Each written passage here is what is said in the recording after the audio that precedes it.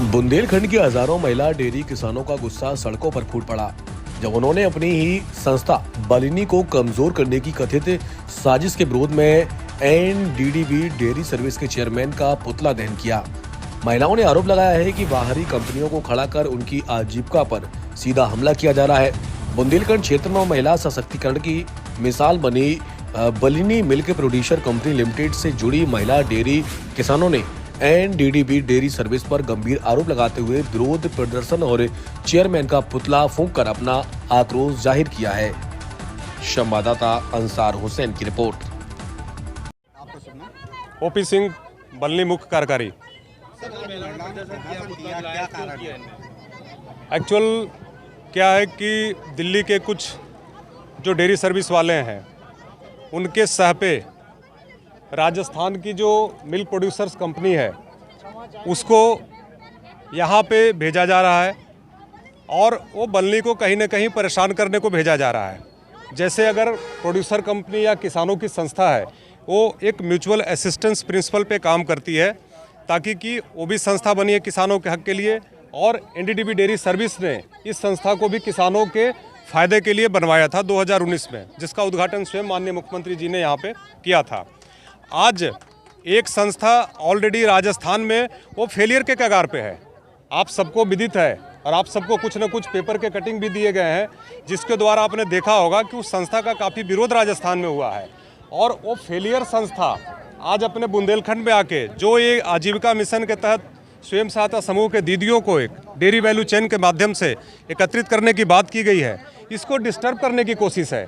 और कहीं ना कहीं ये उत्तर प्रदेश में एक नया मॉडल जो दीदियों का खड़ा हो रहा है, इससे कुछ ना कुछ लोग विचलित हैं और सरकार की छवि को खराब करना चाहते हैं। इसके लिए हम लोग आज चीज़ का विरोध कर रहे हैं कि जो संस्था राजस्थान में आधे प्रोक्योरमेंट पे पहुँच गई, आधी वॉल्यूम हो गई, आधे लोगों का सपोर्ट रह गया, वो इस बुंदेलखंड में आके कोसों मील दूर कौन सा यहाँ पे चमत्कार करेगी। कंपनी को क्या नुकसान होगा? वो टारगेट देखिए, आज ईरान अमेरिका को क्या परेशानी ईरान से है, ये बातें करने को नहीं है यहाँ, बट क्या परेशानी है उनको? उनको कोई परेशानी नहीं है। ईरान स्वतंत्र देश है, बट अमेरिका को है कि हम बॉस हैं। तो उनके आने से फ़ायदा है कि पहले हम लोग सारा दूध मदर डेयरी को देते थे, लेकिन जब से एनडीडीबी डेयरी सर्विस आई उन्होंने कहना शुरू किया कि आप हमें सारा दूध एनडीडीबी डेयरी सर्विस को दो। मैं बार बार लिखता रहा, बार बार बोलता रहा कि हम लोग मदर डेयरी को दूध देंगे, लेकिन चूंकि mother dairy NDDB dairy service की अपनी भाई बहन का रिश्ता है तो उन्होंने कहा कि अगर हमें दूध नहीं दोगे तो आप मदर डेयरी को भी दूध नहीं बेचोगे, और लिख के उनका फरमान आ गया। और पिछले 7-8 महीनों से बलिनी अपने परेशानी से दूध को कहीं ना कहीं प्राइवेट डेयरी को, कहीं सरकारी डेयरी को, कहीं कोऑपरेटिव को चलाकर अपने काम को अच्छे से चला रही है। और आपको बता दूं कि पिछले इस वित्तीय वर्ष जो अभी 2-4 दिन पहले खत्म हुआ, इसमें मुनाफा 4 गुना के आसपास हुआ है। लेकिन आज इस मुनाफे से वो लोग विचलित हैं, उनको लगता है कि प्रदेश में एक नई व्यवस्था खड़ी हो रही है जो देश के नामचीन जो व्यवस्थाएं थी उनको धत्ता बताते हुए उनसे बेहतर काम कर रही है। ये लोगों को पच नहीं रहा है और ये कहीं ना कहीं इस संस्था पे आघात करने के लिए ये कहीं ना कहीं से राजस्थान से उठा के संस्था को यहाँ से भेजा है।